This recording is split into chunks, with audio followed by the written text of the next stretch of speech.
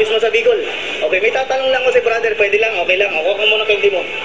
Sige na, libre yan, huwag kang mag-alala brother. Maganda at masayahin ka. Ang tatanong ko lang si brother, may tanong ka ba tungkol sa Islam at sa Muslim? O may alam ka na ba rito o wala pa? Meron ka alam. Palagay ko meron ka rin tanong na hindi pa nasasagot hanggang ngayon. Anong tanong mo brother? Sige lang, susubukan natin sagutin. Baka may alam natin masagot, inshallah. Sa Mindanao. Tungkol sa Mindanao, ayan brother. Hindi na tahimik. Hindi natatahimik. Ayan, mashallah. Yung tungkol sa kaguluhan tungkol sa Mindanao brother. Dito kay sinilang sa Bicol, di ba? Di ba? So dito, hindi katulad sa Mindanao. Ngayon, kung ako tatanungin mo kung bakit ginagawa ng ibang Muslim doon, ang nangyayari doon sa ngayon, hindi ko masasabi sa yung tama yun na mali. Dahil hindi nila ako kasama. Hindi ko alam ang kanilang dahilan. Ano ba ang tunay na pakay nila? At ano din ang pakay ng mga nagiging katunggaling. So, ang atin lamang alam ay kung nasaan tayo o anong nasasakupan natin. Sabi ng Allah subhanahu wa ta'ala, alam mo sabi brother na ating Panginoon Diyos, alam mo sabi? Ang sabi niya, wala tus'aluna ama kanu yaf'alun. Ang sabi ng Panginoon, ya'malun. Sabi niya, hindi daw tayo tatanungin sa kanilang ginagawa.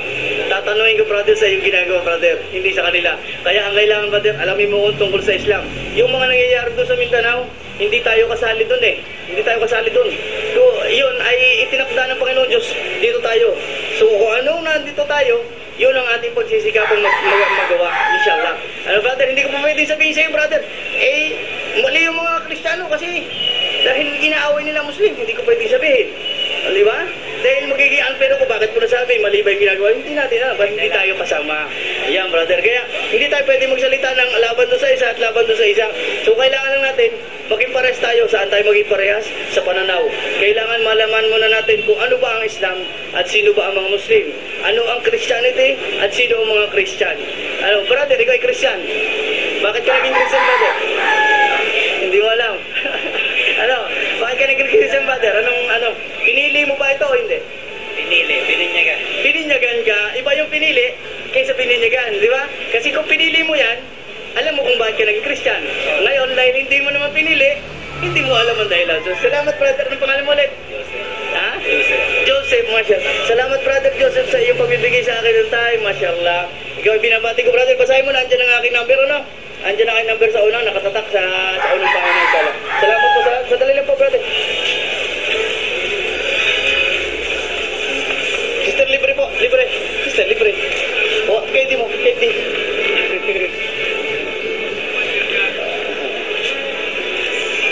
Meron na po kayo?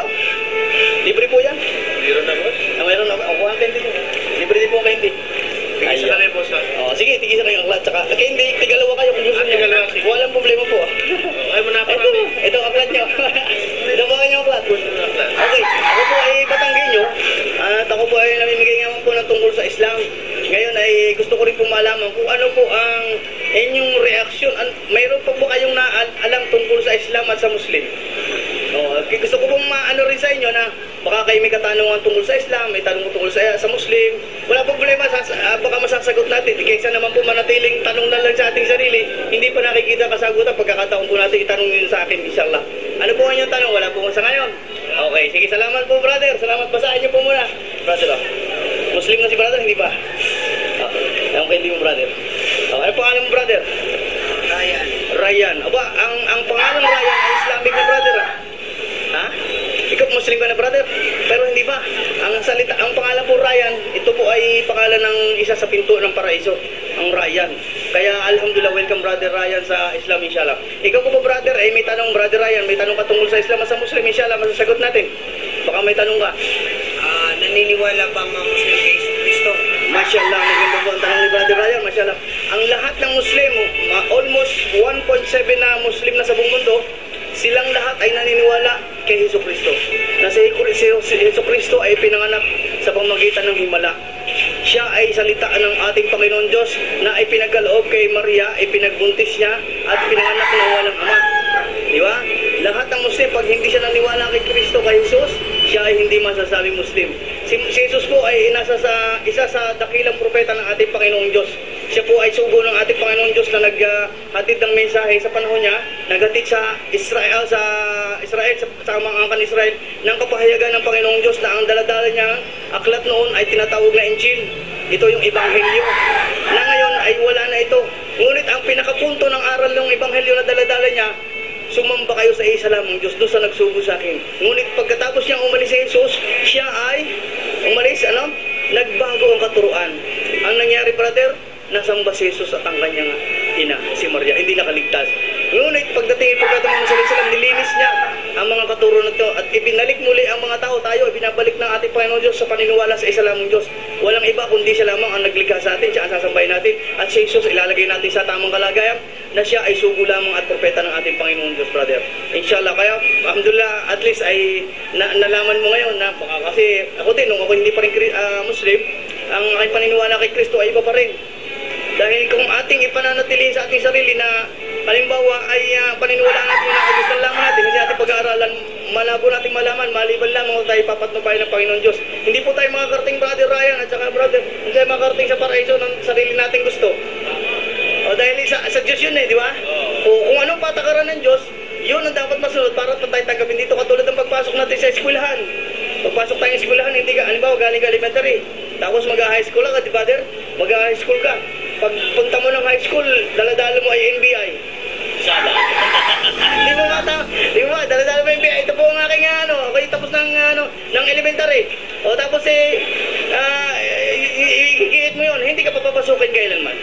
Pero ganito din sa paraiso. Kung ikaw halimbawa ay gustong pumasok sa paraiso, teka muna, ano pang ginawa mo sa mundo? Naniwala ka ba sa inag-iisang Diyos? Sumunod ka ba sa pinag-utos ito? Isa sa pinagbabawal ng Diyos, pagkain ng baboy. Mashallah, si brother, bagay na sa iyo yung iyong balbas. Pahahabain mo na lang, brother, mashallah. Ano pang tanong mo, brother, inshallah? Meron pa? Okay muna.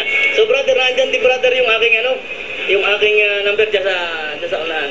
Yan, sa pabalat. Oh, yan ang pangalan ko, Brother Muhammad. Yan ang aking number, Smart sa Globe. At inshallah, tawagin mo o i-text mo ko, brother, kung may baka pang katanungan at basahin mo lang, inshallah. So, brother Ryan, salamat sa iyong pagpapaulak sa akin, brother. Salamat, brother. Bibigay mo lang ako din sa iba. Okay po. Libre pong basahin. Ito po kayo din. Huwag po kayo bigay. Salamat po. Alay, meron na kayo? Libre pong basahin. Libre po yan. Kuha po kayo. O, ito pong kayo din nyo. Kuha na kayo ng candy. Kayo po, ma'am. Sister. Libre pong basahin tungkol sa Islam. Libre po. Libre po. Kaya po kayo malala. Ako dati rin pong Katoliko. Namimigay po ako sa kanila. Kayo po. Okay. Oo. Hindi po kayo bibili. Libre na po yan. O, yun pong titulo. Ang dakilang pagmamahal ko. Sabi ka namang labas, babakalong mo pa yan? Oo po. Dito po sa Islam, libre po. Basahin niyo lang po, inshallah, at kay patubayan ng Panginoon Diyos sa kanyang pananampalataya. Ito rin po hindi, libre din po. Ayan, nahulog na yun. Paltan po natin, nanay. Kuha kayo. Ay, may naghahagan din. Ito na muna kumakamot. Sorry. Ito po sa inyo, kuha kayo. May naghahagan sa Kuya Andol. Ako po may tatanong na sa inyo. Kayo po ba may tanong po sa Islam at sa Muslim? Bakit nag-aaway-aaway? Ayun, nag-aaway-aaway. Yung pong mga sinabi doon ng mga tanong din sa akin, ano ba nangyayari sa Mindanao? Bakit ganun? Okay. Okay din mo. Ayan. Dua. Dapat salamat. kaysa tayo dahil Pilipinas. Yan. Okay, tungkol po doon sa sa maikling kasagutan po, hindi ko po masasabi sa inyong mali o tama ang ginagawa ng bawat isa doon dahil hindi ko po sila kasama. Hindi ko po alam, hindi ko masabing mali o tama yung isa. Kuha ka, doon din. Hindi ko po masabing mali yung mga Muslim, hindi ko masabing tama yung pulis, hindi ko rin masabing mali yung pulis, hindi ko rin masabing tama yung Muslim. Dahil hindi ko lang po alam talaga ang kanilang tunay na dahilan bakit sila nag-aaway doon. Maaring may pinagmulan talaga ito at ito'y matagal na po pagkapanganak po natin, nakagisa na natin ganun. So ang atin na po magagawa ay panalangin. Ayan. Salamat po sa inyo. Salamat po. Ang ibig po sa sabihin na may Islam, ay ibig po sabihin ng Islam, pagsunod sa kalooban ng Diyos. Ang sino man po sumusunod sa kalooban ng Diyos, nagpapasakop sa kanyang mga kautusan, ito po tinatawag na Muslim. Si Jesus po Muslim, si Maria Muslim. So, ang kasagutan po doon, bakit mo sinabing Muslim yung dalawa? Andiyan po, basahin niyo po sa historian. Para hindi na po tayo magkaroon ng discussion. Nandiyan na rin po naman ang aking number. Salamat po sa inyo. Salamat. Ito mo na. Kayo po ba'y nabigyan ko na? Hindi ba? Libre po mo basahin, libre. Ay, di ba? libre. Tama na yung candy. Ito po candy nyo. Kuha kayo candy. Okay, candy ba kayo? Libre po yun. Maganda ko yan. Okay, salamat po, Tatang. Salamat. Salamat po, Nanay. Salamat po, brother. Brother,